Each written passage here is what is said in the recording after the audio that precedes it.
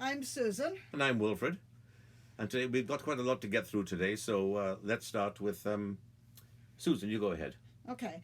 We've already done one piece on the parts of the book and how the book goes, but we realized afterwards through some questions people asked us and through some discussion we had between us that there was a lot we didn't cover in that one. So we figured we'd do a second parts of the book part 2 sort of thing, or terms used by booksellers referring to books. I think let's start off with book sizes. Book sizes. Sometimes you see those written in catalogs or lists and you're never quite sure exactly what they mean. This will give you an idea.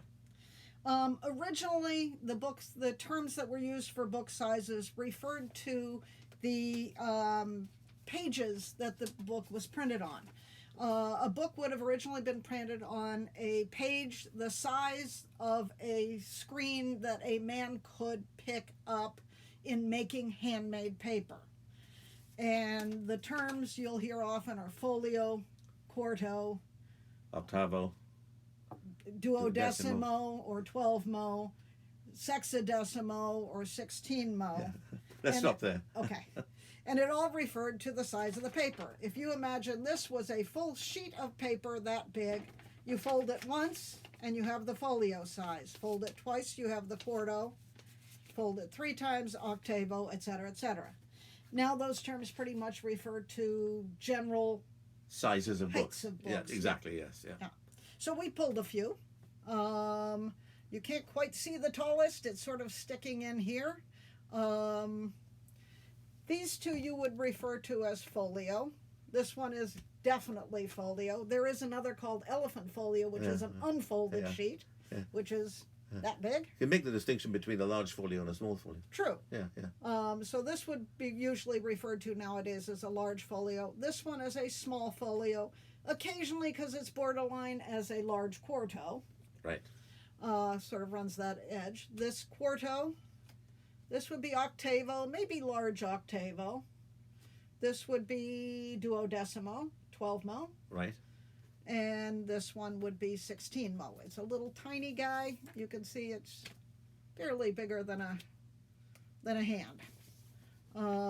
Those are the terms that were used. Nowadays, people are more likely to... Somewhat interchangeable, I think. Yes. Yeah. I mean, there's some flexibility at the edges of all these numbers.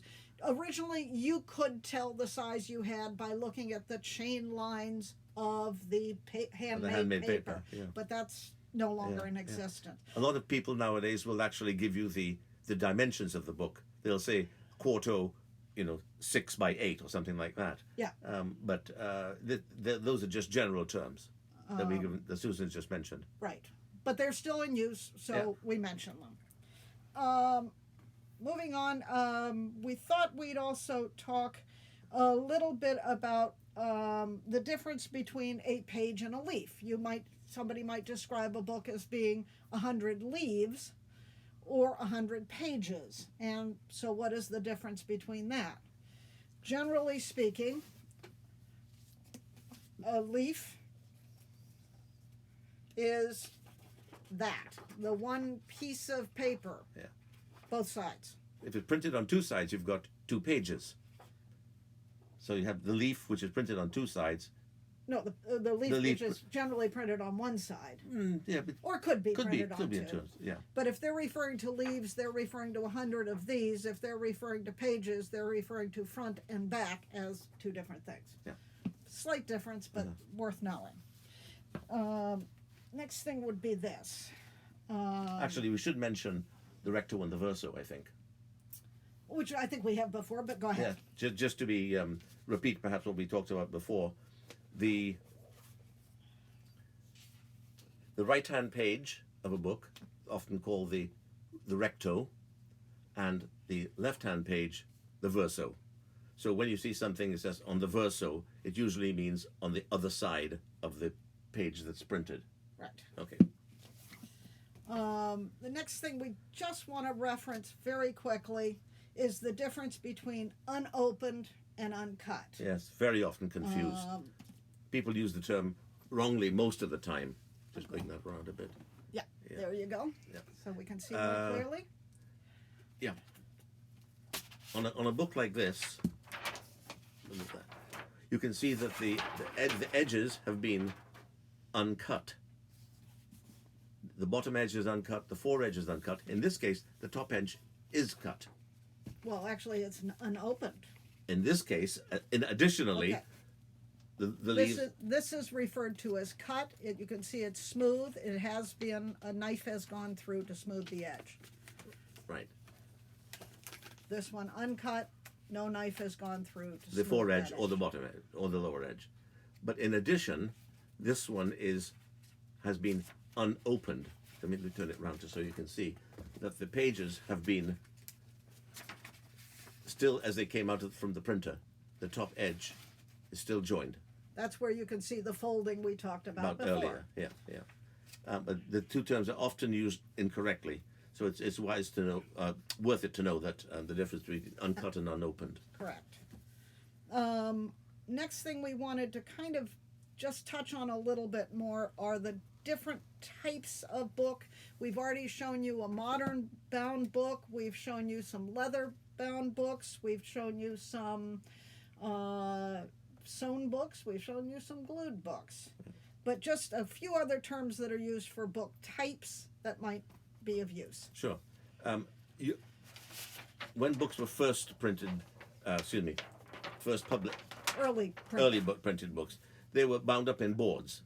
This is the case of the book that's still in original boards. I don't know what the date is. This is from the Early Natural History of 1800s. Selborne, 1822. This is how the book would have come from the publisher, with a plain label, maybe a cloth spine holding some boards, literally, to hold the binding together.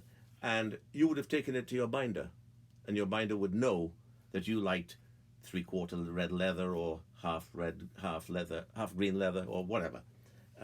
But that's the issue. That's as issued. Yeah. As it's And often just called. another thing that I would like to use this for. If you look at it, let me see, this one's actually a little better, the volume 2. If you look at it carefully, you can see how books were structured. They had cords that went across here, and each gathering, which is each batch of folded papers that we talked about before, would be sewn to those cords. A lot of times you will see bindings with raised bands. Those are the cords on the outside instead of cut into the page itself. A lot of modern bindings don't have cords, but the binders put the raised bands on the spines to make it look decorative and make little compartments so they could title it or give the author title or date, place of publication. Next up, of types of books. Then we have books that are issued in wrappers, not to be confused with dust wrappers or dust jackets, as we say in North America. Dust wrapper is the term used in the UK a lot. Here we have a book issued in wrappers, original wrappers. It's essentially a paperback. That's a polite way of saying paperback, I think. Then you have what they call French wrappers, where it's the book, in this case, looks like this, but the wrapper is glued to Along the spine. along the spine.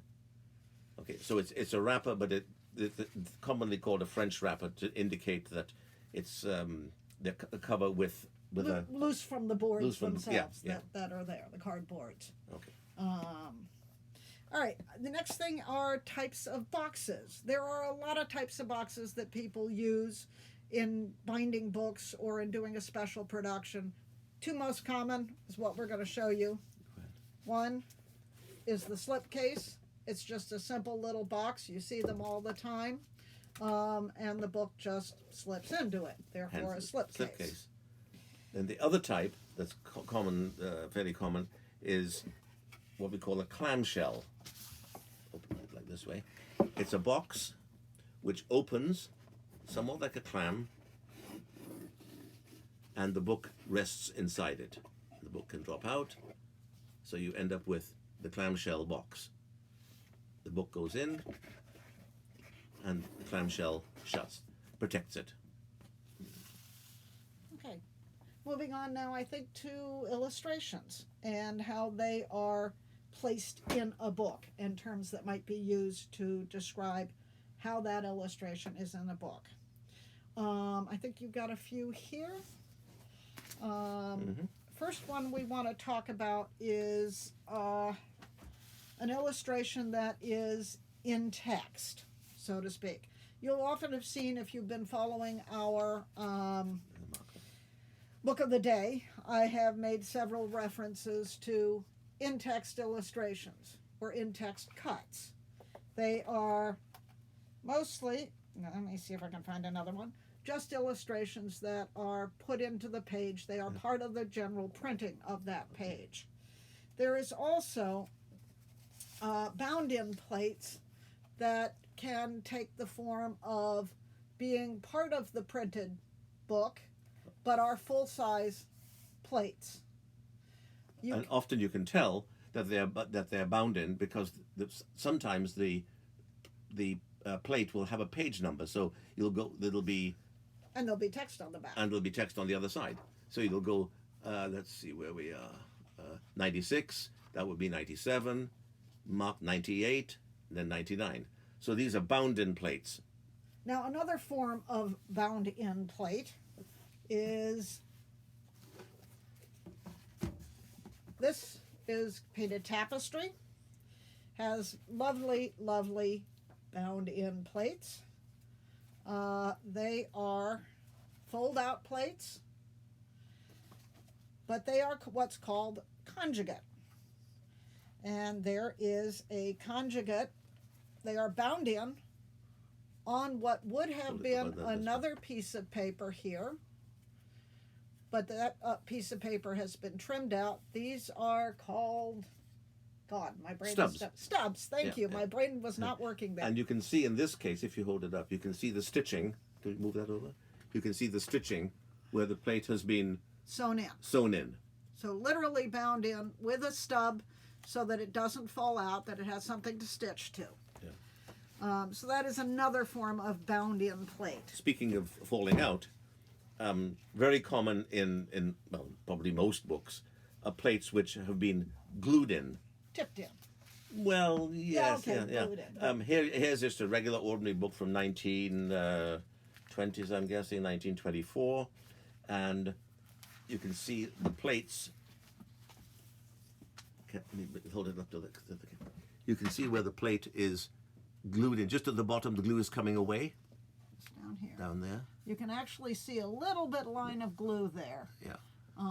So these plates are not bound in at the time of printing, but they're put in by the printer afterwards. By the binder. By the binder, excuse me. By the binder. As the book is being created. Yeah. So it's very important when you buy a book that has, we haven't talked about this before, to check that all the plates are there, because very often, or sometimes, the glue dries out and the plate falls out, and people aren't aware of it. So if you're fortunate enough to have a book, in this case, does it have a list of plates? It has a list of illustrations, and it tells you what pages they're at. Very important on a book where the pages are, where the illustrations are glued in, to make sure that they're all there. Most dealers try and check that. Yeah. But we do always make mistakes. So. And if we do, bring it back to us. Yeah. But generally, if they say the book is collated, that means they've been through it and everything that should be there is there. Yeah. Very often they'll say 14 plates as listed, which means that is a list of plates and they're all there. Or they will simply say plates collated, which means everything that they know, all the plates they know should be there, are there, right? Okay.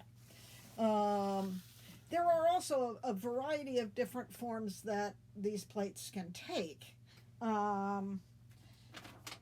The first, and to me most beautiful, I will hand over to Wilfrid, and he will show you. These are hand-colored plates. By the way, you keep seeing us taking plastic off. This is acid-free material that we use to protect the books in transit and while they're on our shelves. Here's a nice looking little book with hand-colored plates. Now you can't tell probably from the screen that they're hand-colored, but when you look at them closely, if you look at them very closely, sometimes you have to use a magnifying glass to see that the coloring is exactly in the image. In this case, I can just see a little bit where it's gone outside. That's a good sign that the book is that the plate is hand colored. There's another one from the same book, beautifully hand colored. Generally speaking, these were done by women sitting in a room with a painting in front of them and the pages that they were hand coloring that they had to match to the painting. So the artist might be known, the engraver might be known, but the women who sat in the back room and did the hand coloring, generally nobody remembers. It's a pet peeve, but there you go. Next, chromos. These are color plates that are printed in color. And this is a fairly early chromo. This is the pictures of Landseer. Called Chromalithographs. And you can see they are beautifully produced. Yeah. But the coloring is exact in the image. There's no overlay, no going outside the image. These were done on printing stones, and they are quite beautiful. So that would be a chromolitho. You might have also one other little form. Sometimes they will talk about a tipped-on plate. Tipped in. Well, tipped-in plate or tipped-on, depending. In this case, is a tipped-on because it's down completely. This is a tipped-on plate on a decorative leaf. But the main reason I bring it here is because it has a captioned tissue guard. Tissue guard is a little piece of tissue that covers the plate, keeps it from bleeding onto the conjugate or to the facing page. In this case, it has a titling on it that titles the individual illustration. And finally, the last thing I wanted to show is an original photograph. If you've been following the book of the day, you may have seen this. I want to get to a certain one because it's quite lovely. This is also a tissue guarded plate. The tissue will be in my right hand to your left. This is an original photograph. There are various forms that might take. It might be a Woodbury type. There are several different types of photographic process that would have been used. It is tipped on. In this case, glued on, I would say. Glued on all the way down, yes, indeed. And it is something you see occasionally from the late 20th century, late 19th century, mostly. Yeah. But they are quite lovely. They are worth looking for if you like photographs. There's some people who actually collect books just because they're illustrated with photographs. Exactly. They don't really care what the subject is. And a last little thing that we wanted to talk about is the colophon, which is the usually the last page of the printed page of the book, which tells you something about the printing and the illustrations or whatever it happens to be. In this case, this is a book from the Limited Editions Club. It gives you the number of copies printed, what the printer was, who the illustrator is. It's signed by the illustrator. It is numbered within the run on it. It gives you information about the printing and the production of the book. The type of the paper, all sorts of things. Sometimes you will see a similar statement at the front of the book. That's usually called a limitation statement. The colophon is generally at the end of the book, by definition. All these terms we're using are general terms. There's some flexibility in their use, but not strict adherence to it. You have the ABC. And this is a reference book that we recommend to anybody who is getting into book collecting. That it's a great one for learning terms. Right. It's probably the most well-known book in book collecting, The ABC for Book Collectors by John Carter. It's been reprinted so many times. First published in the 1930s, I think. Let me see. And still in print today because it is still the book to go to. Oh, sorry, 1950. 1952, first edition, right. So it's been around for 70 years. It is still the Bible if you want to know what a term is. And lots of the things we've been talking about today, you'll find more detailed descriptions in Carter. And I will put links in the comment section to a couple of online glossaries also that might help you. Where will you put those? I'll put them down in the comment section underneath the video. Oh, okay. Sounds They good. will find them. All Good. right, we've gone on long enough. Thanks Thank for looking. you. Bye bye.